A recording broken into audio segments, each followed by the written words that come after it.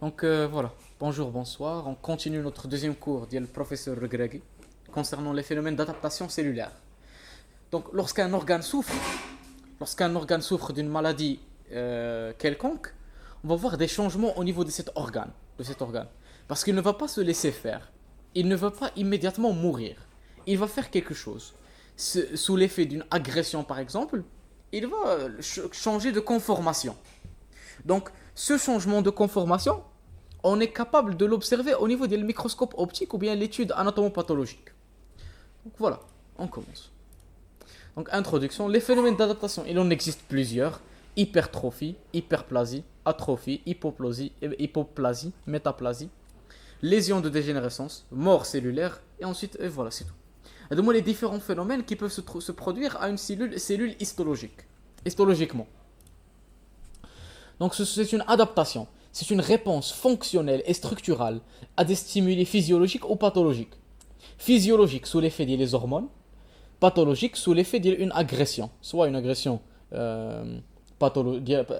à un agent microbien, soit une fracture, soit un traumatisme. Les causes sont plusieurs. Donc le maintien de l'homéostasie tissulaire, il implique une adaptation au milieu. Si le milieu change, la cellule, elle doit changer. Et c'est un processus réversible. Donc voici un schéma qui va résumer le cours li غنشوفو. Donc nous avons une cellule normale qui subit un dommage réversible. Elle va subir une adaptation. Elle va soit subir une adaptation due au dommage ou bien une dégénérescence. Et la dégénérescence, c'est elle qui allait devenir d'apoptose ou bien nécrose en fonction de la cause. Donc nous allons voir étape par étape quel est le devenir de la cellule et quelles sont les caractéristiques au niveau de chaque étape. Donc adaptation cellulaire, comme on a dit, elle peut soit s'atrophier, hypertrophier, hyperplasie, hypoplasie ou bien métaplasie. Donc l'atrophie, ça veut dire le tissu en général. Le tissu en général, comment il est? Est-ce qu'il perd sa fonction, il devient petit, son volume diminue, etc. L'hypertrophie, c'est l'inverse. L'hyperplasie, c'est l'activité, il devient très actif. Hypoplasie, il devient peu actif. Métaplasie, c'est un changement de conformation, de structure normale. Les métaplasies, qui peut me donner un exemple des métaplasies les قرينا si on rappelle, si on rappelle. كتبدل لا فورم. كتبدل la forme, mais خاصك تعرف ان la métaplasie, c'est une adaptation qui est plus ou moins normale. Qu'est-ce que ça veut dire? Que la forme d'un tissu X, il deviendra un tissu Y. Un tissu اللي déjà عندك لواحد اخر. هذاك ديال ليبيثيليوم ديال ليغاتر ولا لا فيسي ولا Possiblement انا كنت كنفكر في l'épithélium de l'œsophage. L'œsophage, sa paroi, elle peut subir une métaplasie et devenir بحال l'estomac sous l'effet d'une agression du reflux gastro-œsophagien par exemple. Donc كتولي métaplasie. كاين هذا باثولوجيك ماشي فيزيولوجيك ماشي فيزيولوجيك. المهم وراه سي باثولوجيك نو. لا لا فيسي فاش كتعمر بليزيغين هذاك ليبيثيليوم بحال كتدغر. لا هذيك ماشي ميتابلازي. حيت لا سيلول اللي عندها elle peut changer de conformation. حنا كنهضروا على التيسيو كامل il change complètement. بحال ان تيسيو épithélial كيولي ان تيسيو épithélium malpigien par exemple. Donc métaplasie, donc les glandes, donc le tissu malpigien non kératinique qui est un tissu gastrique, qui est vraiment un tissu gastrique. Donc sous l'effet du stress, par contre, si le stress il dépasse les capacités adaptatives, alors la cellule est incapable de se régénérer, elle est incapable de s'adapter à l'agression. Dans ce cas, on aura des lésions dégénératives. Et ces lésions dégénératives, si elles sont des dommages irréversibles, ça va induire la mort de la cellule, soit par apoptose ياسين ou bien par nécrose. نعم ياسر. سميتو بلا سميتو في التيروس سميتو لوندومتر اللي فيها لي كلون شفنا لي فاز اللي كيتحاولوا في واش كانوا يعتبروها Non, pas vraiment. C'est que le tissu qui bras un tissu glandulaire ديال l'endomètre. Donc ما كيتبدلش de formation. Donc voici un exemple de qu'est-ce qui peut se passer pour un tissu. Donc l'image au milieu, c'est un tissu normal. Il peut soit subir une hypertrophie, comme vous le remarquez à gauche, ou bien subir des dépôts anormaux, comme vous le voyez à droite. C'est un phénomène d'adaptation dû à une agression, كيف ما كانت. Soit inflammation, infection, شي حاجة أخرى, soit hormones, بحال injection ديال stéroïdes, etc. Steroids, دراري. كتشوفوا بنادم في تيك توك وداكشي كامل اللي دايرين لهم. المهم. الموسكلي ça. Donc, les phénomènes Donc les phénomènes d'adaptation, ils sont plusieurs. أول حاجة l'hypertrophie. L'hypertrophie cellulaire, c'est une augmentation réversible de la taille, à différencier de l'hyperplasie, d'une cellule en rapport avec une augmentation de taille et du nombre de ses constituants. Augmentation de la synthèse de protéines de structure. Donc la structure, elle devient plus grande. Donc autrement dit, ça induit une augmentation du volume d'un tissu ou d'un organe, parce que les cellules, elles sont hypertrophiques. Donc l'hypertrophie, elle a le même nombre de cellules, mais une seule cellule est devenue plus grande. Elle est devenue plus grande. Donc la physiologie ou la pathologie, c'est une augmentation de facteurs de croissance et les hormones en réponse à une sollicitation fonctionnelle. Donc hypertrophie, elle a le même nombre de cellules, mais qu'ils deviennent plus actives, plus grandes de taille. Mais chez le double le nombre de cellules. Donc il existe une hypertrophie physiologique, notamment chez le sportif, parce que le muscle chez le sportif, là, il le fait travailler, il devient plus grand, le volume, il augmente. Ou bien le myomètre au cours de la grossesse. Donc le myomètre au cours de la grossesse, il grandit de taille, etc. L'hypertrophie pathologique comme le muscle cardiaque, dans le cas de l'hypertension artérielle, dû à une sollicitation mécanique. Donc c'est le même phénomène que chez l'individu sportif. Le muscle cardiaque, si par exemple il a une hypertension artérielle, ça veut dire que l'artère a une tension plus élevée. Ça veut dire que le muscle doit travailler encore plus, ce qui peut induire une hypertrophie ventriculaire et trophique, dû au facteur de croissance chez l'humain. Si on a un excès de facteur de croissance, ça peut aussi induire l'hypertrophie. Donc mécanisme limité, il est limité dû à la vascularisation, les mitochondries et les protéines contractiles. Donc on a besoin de ces molécules pour synthétiser la structure des cellules, les cellules. Donc si nous n'avons pas des cellules, par exemple chez les insuffisants cardiaques, on ne pourra pas remarquer de l'hypertrophie. C'est bon? Donc dit ensuite, nous avons l'hyperplasie. L'hyperplasie, c'est l'augmentation anormale du nombre de cellules, à différencier de l'hypertrophie. L'hypertrophie, c'est la taille, le volume, mais par le même nombre de cellules. L'hyperplasie, c'est le nombre de cellules qui augmente, sans modification de l'architecture. Donc une cellule, elle est normale, résultant habituellement en l'augmentation du volume du tissu, due à l'augmentation du nombre. Par exemple, dans certains cas, on peut avoir les deux à la fois. Une hyperplasie accompagnée avec l'hypertrophie. Donc elle est uniquement, bien sûr, capable dans les tissus capables de réplication, parce qu'on a besoin de mitose pour augmenter le nombre de cellules. Si elle n'est pas possible, donc ce tissu est incapable d'hyperplasie. Elle peut être physiologique ou bien pathologique. Elle implique alors l'utilisation des hormones et facteurs de croissance, parce que c'est eux qui stimulent la mitose et la multiplication. Et elle est contrôlée par des stimulés. Arrêt de stimulation, ça induit l'arrêt de l'hyperplasie. Donc, l'hyperplasie n'est plus une néoplasie au moment que la réponse est contrôlée. Parce que la néoplasie, les rois cancer, c'est une multiplication anarchique. C'est une augmentation anarchique, incontrôlable. Tant qu'il est contrôlable, on parle seulement d'une hyperplasie. Et qui peut être physiologique même. Donc, par exemple, voici l'hyperplasie physiologique de la glande mammaire après la puberté, au cours de la lactation. Donc, voici un tissu adipeux, un tissu de la glande mammaire inactif comparé à celui actif. Comparez le nombre de cellules. À droite, il est beaucoup plus riche. Voilà. Hyperplasie physiologique. Facteur de croissance peptidique au niveau du rein ou le foie. Vous remarquez la taille du foie ici qui augmente chez l'individu pour quelconque raison. Hyperplasie par contre pathologique. Oui. Ah, ça. Par contre, il existe des hyperplasies pathologiques par la prostate. La prostate, elle peut se multiplier. Oui. الهيبرتروفي تقدر تكون فيزيولوجي. حتى لي راهي بحال سبورتيف راش كيدير راه كيهيبرتروفي المسكل ديالو. Donc ensuite nous avons des hyperplasies pathologiques comme la prostate sous l'effet de l'hormone. Donc ça augmente le nombre de cellules de la prostate, ce qui fait qu'elle occupe un volume plus grand. Autre exemple, induit par, il existe des hyperplasies dues à des virus, le human papillomavirus qui atteint le col Et ça induit une augmentation du nombre de cellules parce qu'il va altérer leur fonction. Et voilà, dit l'hyperplasie. Maintenant, nous allons voir le phénomène inverse, l'atrophie. L'atrophie cellulaire, c'est la diminution de la masse fonctionnelle d'une cellule. Ça veut dire qu'une cellule, elle devient plus petite que la normale. C'est l'inverse de l'hypertrophie. Elle se traduit par une diminution du volume cellulaire en rapport avec une diminution du nombre et de la taille des constituants de la cellule. Par exemple, l'atrophie d'un tissu ou d'un organe est due à l'atrophie cellulaire ou à la diminution du nombre de cellules. Donc lorsqu'on parle de l'atrophie cellulaire, on parle de l'atrophie. Le nombre de cellules, c'est l'inverse de l'hyperplasie. Donc les deux, ils vont induire une diminution du volume de l'organe ou bien une diminution de la masse de l'organe. Et la masse, l'atrophie d'un organe, elle peut être due à deux choses. Soit les cellules qui le constituent deviennent plus petites, ou bien il a moins de cellules.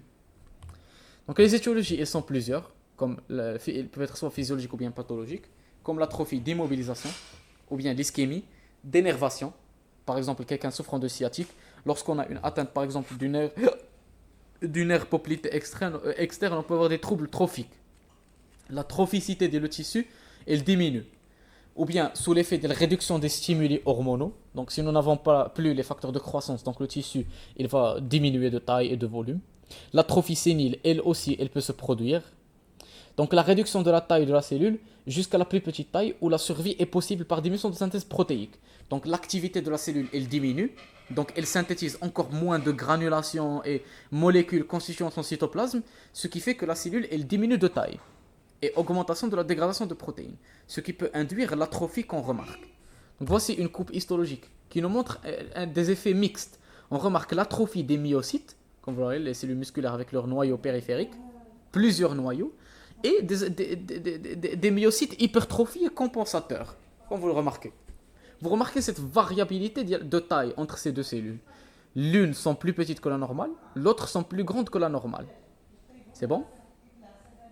ياسين نعم. اخيرا سمعتي بصح كندوي عافاك واخا ترجع شويه الاطروفي باش نقرا هذيك الدياكولا Bien sûr. ما سمعتوها الدراري حتى ما سمعتوش. لا ما كان عندي المشكل عندي انا صافي داكور. دونك فوالا ها انت قرا.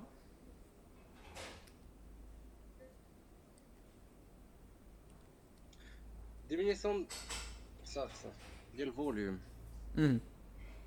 Quel le muscle Trop. دابا قلتي بلاتي الاطروفي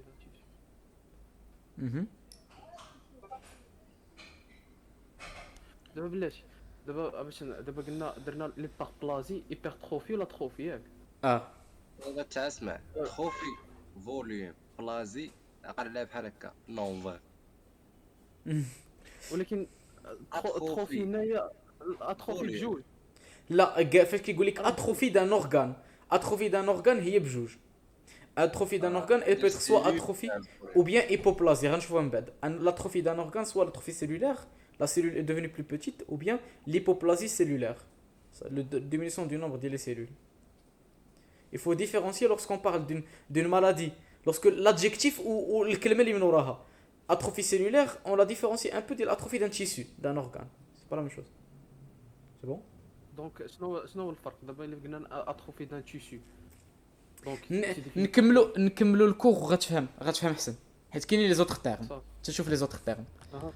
ensuite هبط من الديابو رجع لي ديابو موراه اسمحوا لي الدراري لحظه لا مورا الاطروفي les causes, les étiologies. Donc réduction de la taille parce que ces constituants diminuent.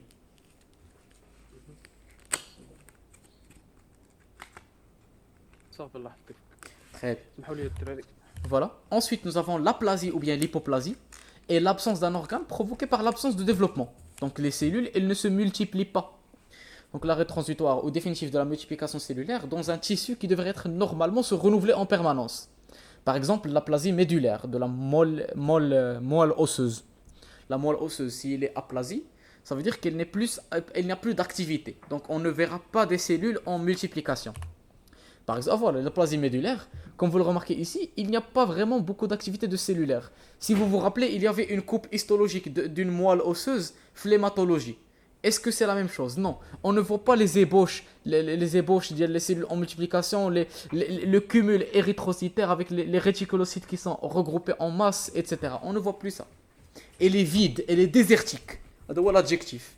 Il n'y a que les cellules grandes blanchâtres et les cellules adipocytaires. C'est bon? L'hypoplasie est un développement embryologique anormal d'un viscère ou d'une partie d'un viscère aboutissant à un organe fonctionnel mais trop petit. L'hypoplasie du cœur par exemple. Un cœur très petit. Donc si vous vous rappelez, on a des exemples à l'hypoplasie, c'est-à-dire les poumons. Et par extension, le développement insuffisant d'un tissu. Lorsque les stimuli assurant sa trophicité diminuent ou cessent. Notamment si nous n'avons pas les facteurs de croissance, donc un organe ne va pas se multiplier assez.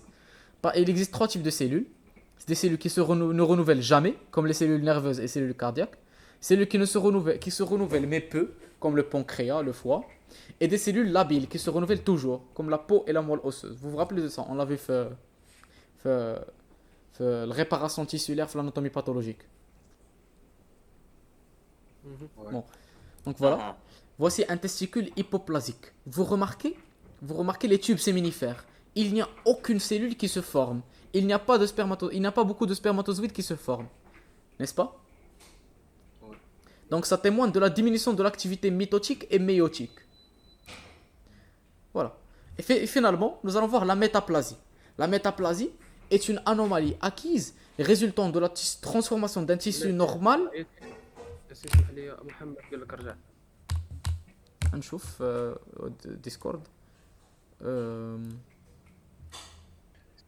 اتروفي الاكس ديال الاخرين بجوج. ياسين رجع لحظتك انت الثاني. دونك pour résumer حنا ندوزو وحده بوحده. Donc شفنا l'hypertrophie, c'est l'augmentation du volume due à l'augmentation de la taille d'une seule cellule. Une seule cellule, elle devient plus grande. L'hyperplasie, une seule cellule. Mais chez une seule cellule, les cellules, elles deviennent plus grandes. Donc, elles occupent plus de volume. L'hyperplasie, c'est l'augmentation de la multiplication. Donc, le nombre de cellules, il augmente, alors que les cellules sont normales. Donc, c'est ce qu'on remarque ici. Donc, on a des cellules. qui ne prend pas un grand espace. ماشي بحال les La cellule, elle occupe le même volume que la normale. Mais le nombre, il augmente. Ensuite, nous avons l'atrophie. L'atrophie, c'est la diminution du volume d'une cellule parce qu'elle n'a pas d'organites et de constituants dans son cytoplasme. Donc, ce qui va induire une diminution du volume d'un organe. Mais l'atrophie d'un organe, elle peut être soit due à l'atrophie cellulaire, ça veut dire que les cellules sont devenues plus petites, ou bien une diminution du nombre de cellules, une hypoplasie tissulaire. Le tissu a de moins de cellules. Donc, il faut faire la différence entre l'atrophie cellulaire. Une seule cellule, elle devient plus petite parce qu'elle a moins de constituants. L'atrophie tissulaire, c'est un tissu qui devient plus petit parce que soit ces cellules sont petites ou bien il a moins de cellules. Et lorsqu'il a moins de cellules, on parle d'hypoplasie. Moins de cellules, donc c'est hypoplasie ou bien l'aplasie. Absence de...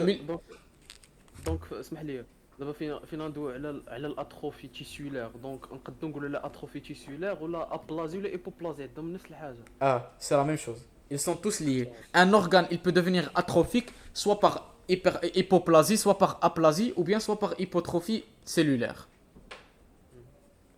Voilà. Ensuite, nous avons la métaplasie. La métaplasie, c'est une anomalie due à un tissu normal. Il se transforme en un autre tissu normal, dû à une agression ou bien une cause quelconque. Normal quant à son architecture, mais anormal quant à sa localisation. Donc, il y a métaplasie. Par exemple, métaplasie choriocytogène. Bon, je ne sais pas, pour être honnête. Donc, oui.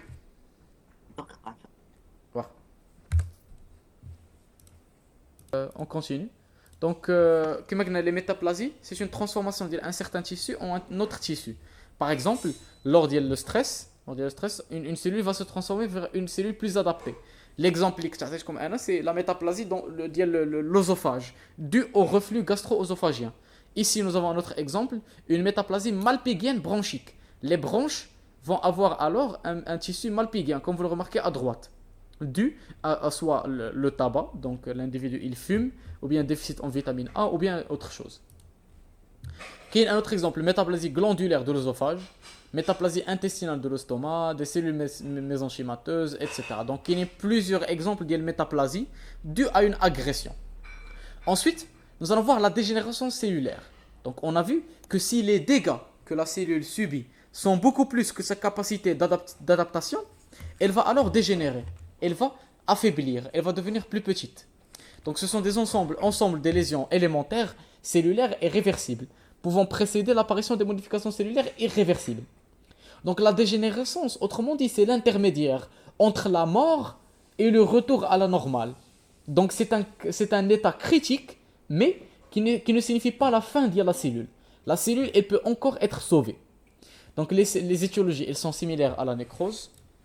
Donc voici la dégénérescence. Il existe une adaptation possible. Elle peut retourner à la normale, mais sous des conditions bien spécifiques. Si ces conditions ne sont pas possibles, alors la cellule, elle va mourir ou bien elle va mourir soit par nécrose ou bien apoptose. Donc les causes, elles peuvent être soit l'hypoxie, une cause chimique, soit par l'intoxication au monoxyde de carbone, pollution, physique, infectieuse, immunologique, nutritionnelle, génétique, ou bien sénescence. Sénescence, ça veut dire que la cellule a vieilli. Donc les causes de dégénérescence sont plusieurs. Les lésions sont cytoplasmiques, sans atteinte nucléaire. Ça veut dire que le noyau, il peut encore synthétiser les protéines et sauver la cellule. Donc, elles ne sont pas observables comme microscopie électronique. Dilatation des organes cellulaires, désagrégation des ribosomes, accumulation des lipides, protéines, etc. Donc, le cytoplasme de la cellule, elle devient anormal, comme vous le remarquez ici, structure microscope électronique, mais le noyau, il n'est pas touché. Donc, si la cellule, par exemple, elle peut encore sauver, elle va revenir à la normale. Mais si elle ne peut pas faire cela, elle va alors mourir soit par apoptose ou bien nécrose. En microscopie optique, les modifications, elles apparaissent un peu plus tardivement, parfois difficiles à détecter, et correspondent à des lésions plus importantes. Donc ça veut dire que le microscope électronique, on permet de dépister ces atteintes d'une manière précoce, alors que le microscope optique, ils ne vont apparaître que lorsque la cellule, elle souffre réellement. Elle souffre dans un état plus tardif. Donc les types de lésions dégénératives, elles peuvent être soit hydropiques, ça veut dire qu'il y a des œdèmes, une accumulation, un gonflement de la cellule, par œdème intracellulaire, avec clarification et ou vacuolisation cytoplasmique, comme on le remarque ici. On remarque que cette cellule, elle est devenue plus gonflée, avec un renflement du noyau, un renflement latéral, et des œdèmes, c'est des peaux blanchâtres. Donc ça témoigne que cette cellule, elle est devenue gonflée, comparée à un épithélium normal, comme vous le remarquez à droite. Et donc c'est un état de souffrance. C'est un état de souffrance de cette cellule qui, elle peut encore redevenir à la normale, mais elle doit se débarrasser de cet œdème et ces problèmes. Un autre exemple d'une lésion, c'est une lésion graisseuse.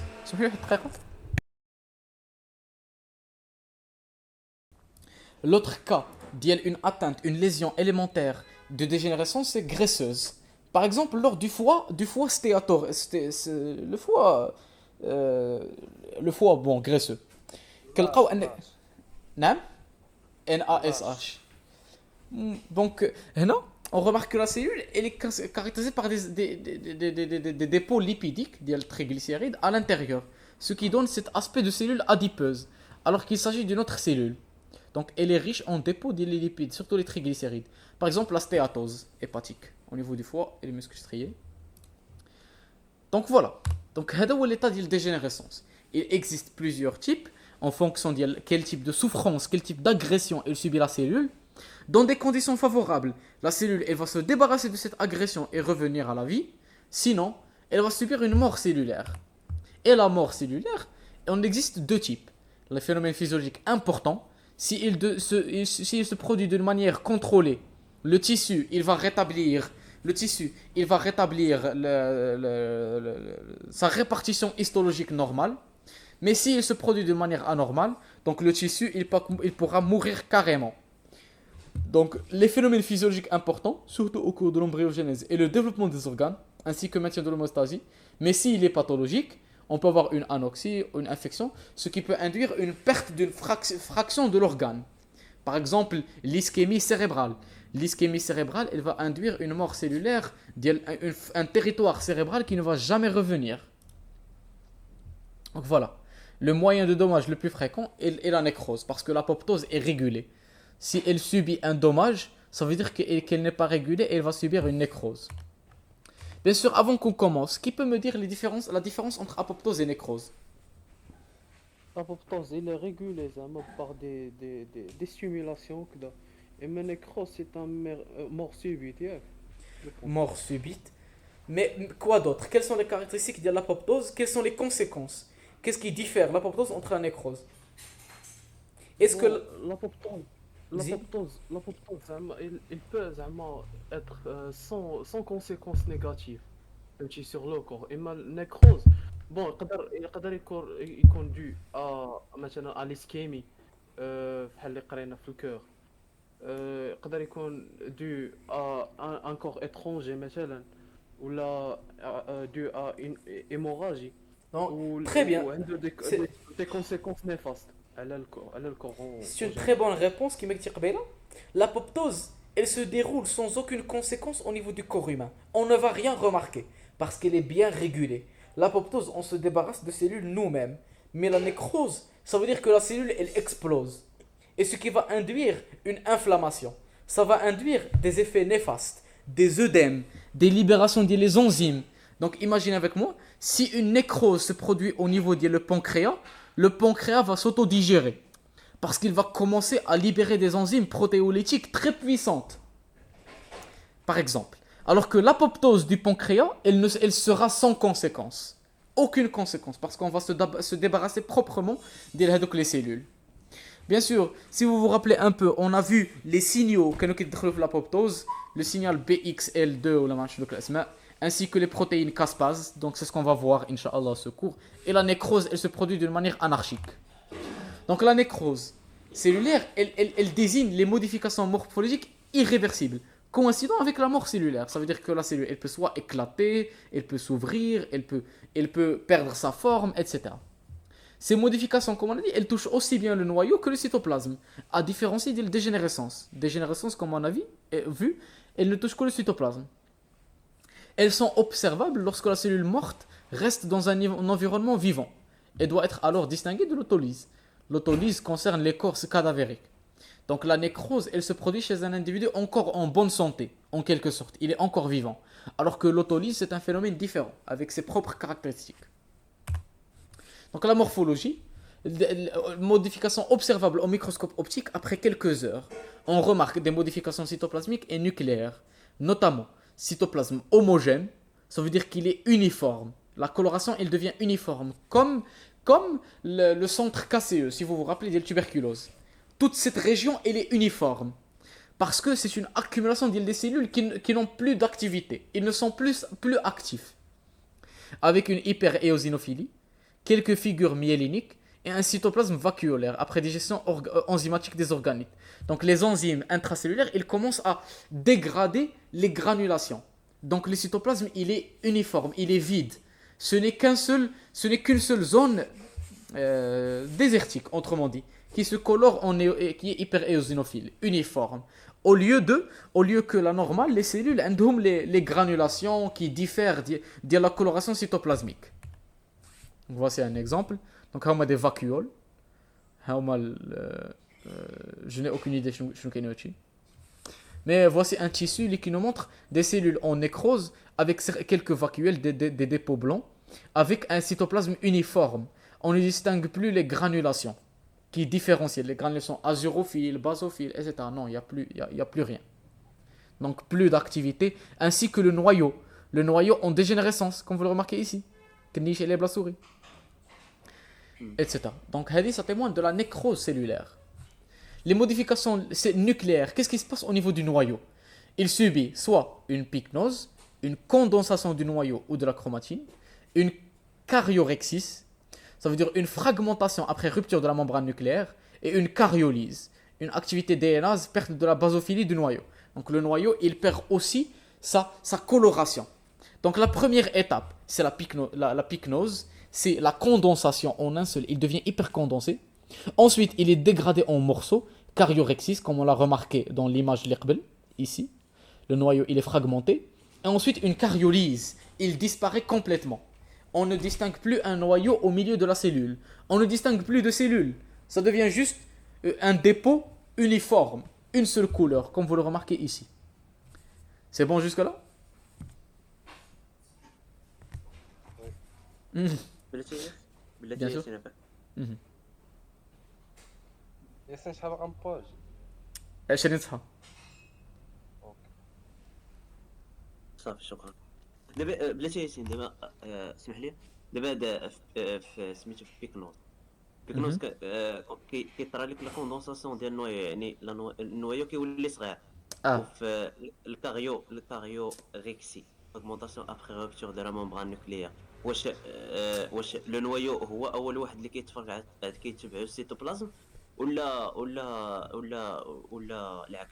La détermination de l'ordre n'est pas nécessaire. ماشي بالضرورة تعرف شنو اللي الاول شنو اللي الثاني. غاعرف ان هاد لي موديفيكاسيون نوكليير ils se produisent successivement. ولكن les atteintes nucléaires et les atteintes cytoplasmiques ماشي بالضرورة تعرف l'ordre بيناتهم. ولكن الى سميتو الى النوايو الى سميتو السيتوبلازم مشى قبل لو نوايو، راه لي زاكتيفيتي انزيماتيك راه يقدروا يبقاو، ولكن داك لو نوايو الى مشى هو الاول، يعني راه سميتو زعما داك سميتو دوك لي زونزيم اللي كيكونوا داخل راه كيتليبيغاو في السيتوبلازم كامل، ولا تفرقع السيتوبلازم راه كيولي في سميتو في لورغان كامل. D'abord, en raisonnant un peu, les trois cas sont possibles. Le noyau يقدر يموت قبل من le cytoplasme يقدر يموت قبل من le noyau. Le noyau يقدر يموت قبل من الcytoplasme ويقدروا يموتوا بجوج في دقة. فاش شفنا ان le cytoplasme il souffre en premier. Nous commençons par la dégénérescence. Mais si la cellule est incapable de se sauver, le noyau il va mourir peu de temps après. Ainsi que certains cas, le noyau peut mourir avant le cytoplasme. Par exemple, un signal liquide envoyé qui est à l'intérieur du noyau et il induit la cytolyse, la nucléolyse avant la cytolyse. Et dans la plupart des cas, le moment où le noyau arrête sa synthèse, arrête d'envoyer l'ARN, ça veut dire que le cytoplasme lui aussi il arrête de synthétiser les protéines et la cellule va perdre sa structure. Donc on aura une dégradation du noyau et le cytoplasme en même temps. Les trois cas sont possibles. هادشي علاش قلت لك راه بلي ماشي بالضروره تعرف الفرق، ماشي بالضروره تعرف l'ordre. Ce n'est pas nécessaire زعما la compréhension du cours. صافي. Donc les types de nécrose, il y en a plusieurs. Soit une nécrose de coagulation, notamment dans les brûlures par acide. Une brûlure par acide, elle induit une nécrose par coagulation. حتى dans le cas de l'infarctus, soit بحال blocage des enzymes induisant la protéolyse, la préservation. Donc on distingue une accumulation des cellules à cytoplasme et eosinophiles, un noyau pycnotique ou en cariolyse. Donc غادي نشوفوا بحال هادشي. نشوفوا une accumulation des noyaux كلهم en pycnose ou bien cariolyse, donc distingués mais accumulés. Ça veut dire هذه coagulation. Ils sont regroupés entre eux. À différencier de la nécrose par liquéfaction. Préservation de l'architecture tissulaire dans certains cas. Et la protéolyse, ça témoigne de l'action des enzymes leucocytaires. Donc les leucocytes, ils envoient donc les enzymes et ce qui dégrade la cellule. Donc voici un exemple macroscopique de nécrose par coagulation. Bon, je ne sais pas où qu'est-ce qu'on doit voir. Donc mais voilà, l'organe, supposément, il est censé nous montrer l'atteinte. Ensuite, voici une coupe histologique les cellules en nécrose. Comme vous le remarquez, le cytoplasme est uniforme avec les cellules regroupées. L'histologie est plus facile à interpréter. Donc, comme vous le remarquez ici, il y a certaines cellules, les bacs noyau, ou certaines, ça y est, ils ont subi une nécrose et ils se coagulent, ils se regroupent entre elles. C'est cette accumulation uniforme. On ne distingue plus aucun noyau, on ne distingue rien, c'est une hyperéosinophilie. Ce qui témoigne que de l'explosion, l'éclatement du noyau et la perte des granulations. Tout simplement. محمد واش هادي؟ Donc c'est probablement ce qu'on trouve ici. Ici, nous remarquons une coloration uniforme sur toute cette région. Nécrose par coagulation.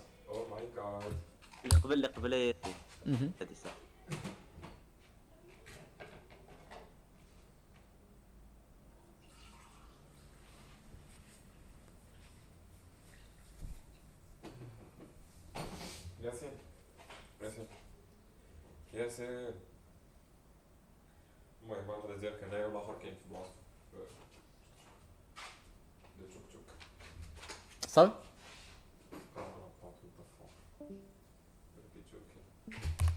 Voilà. Ensuite, nous avons le deuxième type de nécrose de liquéfaction. Elle fait intervenir surtout les bactéries parce qu'elles ont des toxines qui sont anormales au niveau le corps humain, donc ce qui peut capable de liquéfier le contenu. Donc elles éclatent les cellules en entière et elles font ensuite un liquide disséminé. Il est accompagné surtout d'une inflammation importante. Naam Ahmed. ديك محمد راه ما فهمش وقيله ديال كوغولاسيون. Donc pour simplifier, شكون ياسين عاود لي هذه لفتك. OK. Donc pour simplifier. Donc les cellules lorsqu'elles sont en souffrance, elles vont se regrouper. Donc هنا رسمت لك واحد الوجه الابتسامه. المهم les nécroses de coagulation lorsque les cellules elles vont mourir, elles ne vont pas mourir seules, disséminées. On distingue encore une certaine structure تقريبا disséminée. Ça veut dire que la cellule, bien sûr, elle va perdre son noyau, mais les cellules, elles sont regroupées entre elles, مجموعين. C'est ce qu'on remarque fait le coupe histologique. Nécrose de coagulation, comme le nom l'indique. Donc, les mêmes caractéristiques de la nécrose, l'hyperéosinophilie et la disparition du noyau, et les cellules, elles sont proches entre elles. Comme on remarque la coagulation. Il y a une nécrose par coagulation. Les causes, les types de nécrose. Donc, il y a un blocage des enzymes induisant la protéolyse. Donc, on dégrade les protéines de structure. C'est pour cela, tu ne reconnais aucune structure cellulaire ici. Ce n'est pas la cellule cubique, ovoïde, arrondie, etc. Non, c'est juste une structure aléatoire, coagulée avec d'autres structures anormales. Accompagné voilà, c'est bon. Accumulation des cellules à cytoplasme éosinophiles, un noyau pycnotique ou en cariolyse. Donc les noyaux, soit ils sont pycnotiques, comme on remarque dans certains cas ici, certains noyaux, donc en cours de nécrose, ou bien le noyau a déjà été dégradé. C'est pour cela que tu ne vois aucun noyau de fait les structures. C'est bon? Blocage. Qu'est-ce que c'est un blocage? Blocage des enzymes. Ah, blocage des enzymes. Là, je pense que c'est une virgule. Il y a un blocage de certaines enzymes, ce qui induit la protéolyse de la cellule. Accumulation des cellules à cytoplasme éosinophile, un noyau pycnotique ou en cariolyse. Protéolyse, action des enzymes. Voilà. Préservation. Bon. Le mécanisme, pour être honnête, je ne sais pas. Est-ce que c'est un blocage des enzymes induisant la protéolyse? Quand même, la protéolyse, elle doit se produire. Le casque des déchargeants. Donc voilà, on continue. Ensuite, nous allons voir une nécrose de liquéfaction. Elle fait intervenir surtout les micro-organismes comme les bactéries. Elle provoque une inflammation importante. Elle est due à une liquéfaction des tissus par digestion totale des cellules, surtout par les enzymes leucocytaires. Donc, comme on le remarque ici, en bas, on a une liquéfaction absolue de l'organe. Donc, on ne distingue plus aucune structure.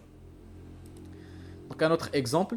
Donc, ici, on remarque un début de la liquéfaction, ce qui peut être la première phase de la formation du caséum, si vous vous rappelez. ليكيفاكسيون ماشي هي كيولي ليكيد. كيولي ليكيد هي هذيك. Ensuite, nous avons. نعم. طلع ديك التصويره اللي قبل هنا فين كاين ليكيفاكسيون. ليكيد شوف هادشي كامل تحت ليكيد سي نيكروز ديال هاد التيسو.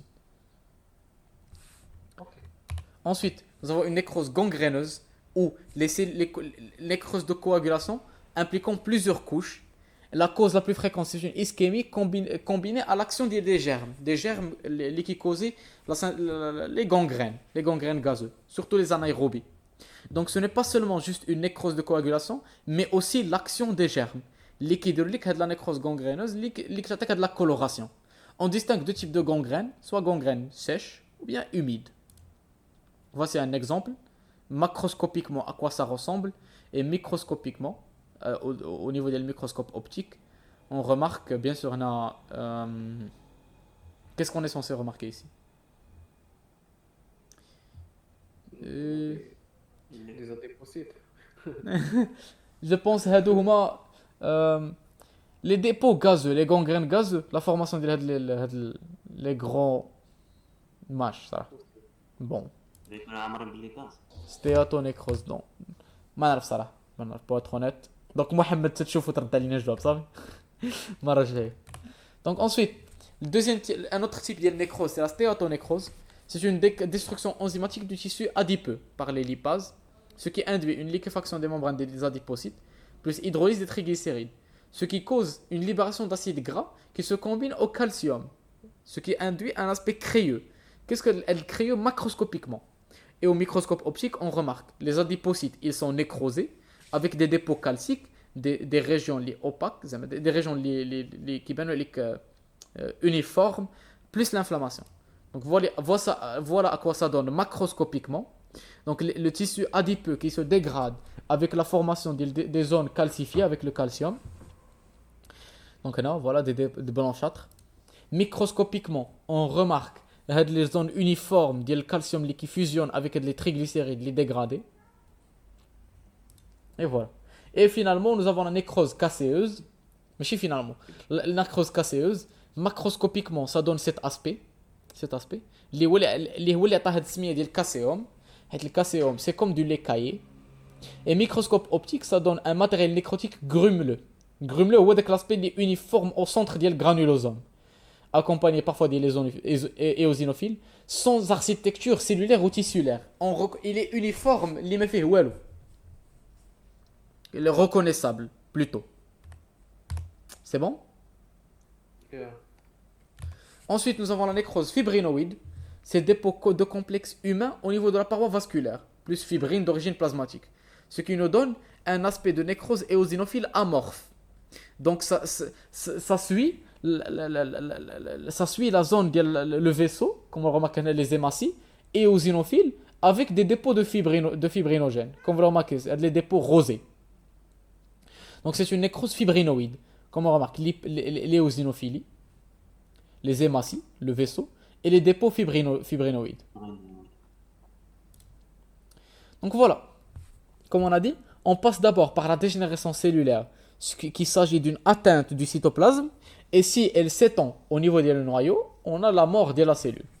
Donc libération d'enzymes par altération de la membrane lysosomiale, parce que le cytoplasme il souffre, donc les constituants du cytoplasme vont libérer leurs constituants, leur contenu, ce qui va altérer la membrane cellulaire et la sortie des constituants de la cellule, ce qui va induire l'inflammation et la dissolution de la cellule. Et sous l'effet des leucocytes, ils vont phagocyter la cellule libre et la tuer. Donc, si on veut tuer une cellule physiologiquement, on parle d'apoptose. C'est une mort programmée au cours de la cellule, au cours de laquelle la cellule active elle-même des enzymes dégradant son propre ADN. Donc, le plus souvent, elle est physiologique et elle est rarement pathologique. Donc, l'apoptose, c'est une cascade de protéines due à la cellule qui envoie des signaux pour ensuite induire une phagocytose normale, une phagocytose sans inflammation de la cellule apoptotique. Donc les principales différences entre la nécrose et l'apoptose, la nécrose est toujours pathologique, l'apoptose est physiologique, l'apoptose est comparée à un suicide, alors que la nécrose c'est un assassinat de la cellule. Ça veut dire que la cellule a subi une agression externe. L'apoptose est un processus actif, affecte les cellules isolément. Il y a surtout une atteinte nucléaire, les organelles sont intacts, la membrane cellulaire est intacte et il n'y a pas d'inflammation. Alors que la nécrose, c'est l'inverse. La paroi de la cellule explose, il y a libération des organites, il y a libération des enzymes intracellulaires et il y a l'inflammation. Ainsi que la nécrose et l'apoptose peuvent coexister. Ça veut dire qu'au niveau d'un tissu, on peut avoir les deux à la fois. Bien sûr. Donc comme on a dit, la nécrose et l'apoptose peuvent coexister, ça veut dire qu'elles peuvent se produire au niveau du même tissu, les deux à la fois, et une apoptose peut évoluer vers une nécrose, s'il n'est pas bien contrôlé. Donc les causes physiologiques sont dues pour maintenir le nombre de cellules au sein d'un tissu, ou bien éliminer les cellules devenues inutiles, comme l'apoptose les globules rouges. Lorsque le globule rouge il perd son capital enzymatique, il devient inutile. Donc dans ce cas, il va subir une apoptose physiologique. Surtout donc les exemples, ils sont plusieurs, comme l'embryogenèse, L'involution des tissus hormonodépendants, comme le cycle menstruel, elle subit une apoptose à la fin pour ensuite rentrer dans les règles, la femme en activité génitale. Pour assurer l'homéostasie, des tissus à renouvellement rapide. Pour les cellules ayant accomplé leur fonction, comme les PNN d'inflammatoire, vous vous rappelez très bien, qu'à la fin de l'abcès, ce sont les macrophages qui vont venir se débarrasser des débris cellulaires. Donc c'est une apoptose contrôlée. Pour éliminer les lymphocytes ne reconnaissant pas le soi, lors de la sélection négative et positive, vous vous rappelez de ça, donc c'est une apoptose programmée. Pour éliminer les cellules infectées par les virus, par les cellules natural killer, et pour éliminer les cellules sénescentes, les cellules qui ont vieilli, en quelque sorte. Pathologique, il y a certaines causes pathologiques, comme une altération du génome, comme une accumulation de protéines mal repliées, comme une apoptose viro-induite, certains virus peuvent induire l'apoptose, ou bien une atrophie parenchymateuse par occlusion canalaire. Donc les causes de l'apoptose, elles sont plusieurs. Mais l'apoptose elle-même, comment elle fonctionne, c'est un ensemble d'enzymes qui s'activent en cascade. Non, شو هالقشل؟ Non. Donc comme on a dit, c'est un ensemble d'enzymes qui s'activent en cascade. On parle des caspases. C'est une cystéine qui fait partie qui contient des résidus aspartiques et ce sont des protéases qui sont capables de dégrader les protéines. Donc on a au niveau du corps humain un équilibre entre les protéines pro-apoptotiques et protéines anti-apoptotiques pour que la cellule garde la vie. Mais lorsque la cellule est altérée et on veut se débarrasser d'une manière physiologique, il y a un déséquilibre.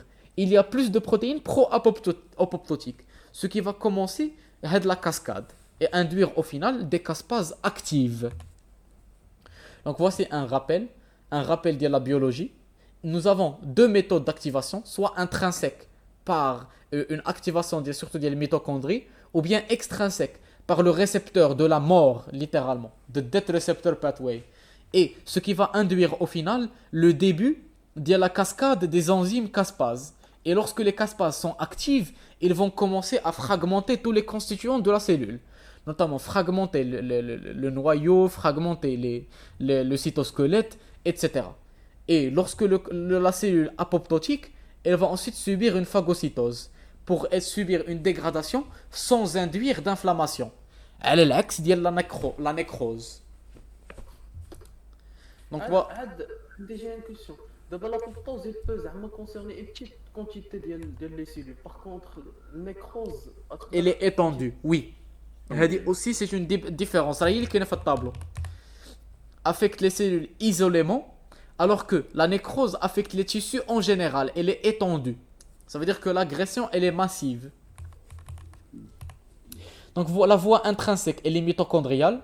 Soit lorsqu'il y a un dommage, ou bien absence de facteurs de croissance, ou bien accumulation de protéines mal repliées, on active certaines enzymes.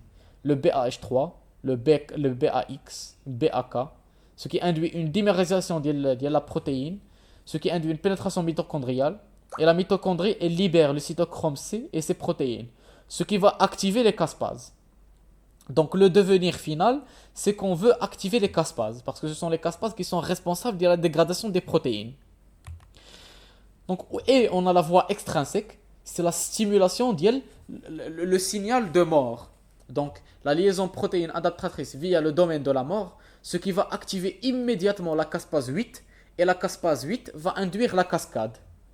Bon, ça fait beaucoup de mots mais faites la différence entre cascade et caspase. Caspase c'est une enzyme, cascade c'est l'enchaînement de l'activation qui va induire une caspase finale active qui va dégrader la protéine, qui va dégrader la cellule. Désolé. C'est bon? Très bien. Ou bien la voie de la granzyme. La voie de la granzyme, elle est due surtout. Non? شي محمد كيكتب Ok. سي بي اس نشوف شنو بقى. كيفاش mécanisme ديال extrinsèque. Ça veut dire que le signal, il provient de l'extérieur de la cellule. Par exemple, les lymphocytes auto-immuns et les cellules infectées par des virus, ce sont les globules blancs qui reconnaissent que c'est une cellule anormale, donc ils vont lui envoyer un signal pour mourir. C'est la voie extrinsèque. Alors que la voie intrinsèque, la cellule n'a pas besoin d'intervenants externes. Elle-même, elle génère son propre signal de mort. Elle-même, elle va induire l'activation du caspase 8, 9. Alors que la voie extrinsèque, elle provient surtout d'un lymphocyte T, comme on le remarque ici. Il va donner un ligand. Le ligand, il va activer le signal de mort de la cellule. Il est extrinsèque. Ça veut dire qu'il vient de l'extérieur. Lorsqu'un globule blanc reconnaît que nous avons un lymphocyte auto-humain, ou bien une cellule infectée par des virus, ou bien une cellule tumorale, il va lui activer son signal, son récepteur de mort, en lui donnant le ligand correspondant. Et lorsqu'il va l'activer, la cellule, alors, elle va commencer un ensemble de réactions pour se suicider, en quelque sorte, entre parenthèses. Ça va, Mohamed? راه الليغون راه هو الليمفوسيت لا لا. الليغون هو البروتين اللي غتفيكسا مع لو ريسبتور. الليمفوسيت تي يقدر يعطيك داك الليغون. ها ما عرفت انا Voilà. Ensuite, nous avons la voie de granzyme ou bien perforine. Donc, Hadi, c'est une méthode pour tuer une cellule par pompage de l'eau. Donc, la cellule natural killer, lorsqu'elle reconnaît une cellule tumorale ou bien une cellule infectée, il va sécréter la perforine, ce qui va, comme le nom indique, trouer la paroi de la cellule. Il va ensuite pomper deux enzymes, le granzyme A et B. Le granzyme A, il va induire le clivage des protéines nucléaires, et le granzyme B, il va induire l'activation des caspases. Donc, le natural killer, pour tuer la cellule, il a deux méthodes d'agir. Mais il doit d'abord reconnaître que c'est une cellule infectée. C'est une cellule altérée. Ensuite, nous avons la caspase 3, comme on l'a dit, c'est elle la principale caspase effectrice. Et c'est elle qu'on veut activer au final. La caspase 3, elle cause une réorganisation du cytosquelette pour induire sa désintégration en corps apoptotiques. Et ce sont ces corps apoptotiques qui vont subir la phagocytose. Ainsi qu'il va aussi induire le clivage du complexe de l'endonucléase et son inhibiteur. Et il va activer le CAD, ce qui va induire la dégradation de l'ADN et la condensation de la chromatine. Donc, Hadi est la méthode d'action pour une apoptose, pour une mort régulée. Pour ne pas induire l'inflammation, ainsi avoir des corps apoptotiques qui vont subir une phagocytose sans laisser de traces néfastes, sans laisser d'effets néfastes. Donc, pour revenir au début, comme on a dit, on a deux voies, la voie intrinsèque ou bien la voie extrinsèque. La voie intrinsèque, ça veut dire que la cellule elle-même, elle commence sa voie, par la mitochondrie surtout, pour activer les caspases. Alors que la voie extrinsèque, c'est une cellule externe, globule blanc, qui reconnaît que cette cellule est malade, il va alors activer son ligand récepteur de la mort. Et qui va commencer une cascade pour lui aussi avoir la même finalité, activer les caspases. Et ce sont les caspases qui vont dégrader cette cellule, en dégradant son noyau, et nous donnant des corps apoptotiques, et en dégradant son cytosquelette, qui vont ensuite, les corps apoptotiques vont subir une phagocytose contrôlée, sans inflammation ni rien. Donc voilà. Pathologie de l'apoptose, des exemples, comme le cancer. Si nous avons une mutation, le signal de mort, donc la cellule ne va pas se suicider, et si elle ne suicide pas, elle va alors se multiplier en excès, ce qui va induire le cancer. Le VIH, il supprime le récepteur FAS, donc le récepteur de mort, ce qui élimine l'apoptose. Donc les cellules infectées par le VIH, elles échappent l'apoptose. L'Alzheimer, lui aussi, c'est une pathologie de l'apoptose. Il peut induire l'apoptose, donc c'est l'inverse, par stress oxydatif. C'est pour cela les individus atteints de l'Alzheimer, ils ont une mort prématurée, une mort incontrôlée de leur substance noire. La substance noire, surtout compacte, il est synthétisé. Donc, la mort de la substance noire. Oh fuck, ma bad. L'Alzheimer. Ma bad. Parkinson. Donc, l'Alzheimer, c'est autre chose, mais lui aussi, c'est le même. C'est une mort le circuit limbique de l'individu, ce qui lui induit une perte. Voilà. Donc voilà, pour résumer, pour conclure le cours, on a vu que face à une agression externe, le corps humain, les tissus du corps ont plusieurs phénomènes d'adaptation. Mais lorsqu'ils sont dépassés, la cellule, elle va ensuite dégénérer, même bien aller vers la mort et la fin cellulaire. C'est bon, les amis? Ouais. Donc voilà, on s'arrête ici pour aujourd'hui. Et voilà.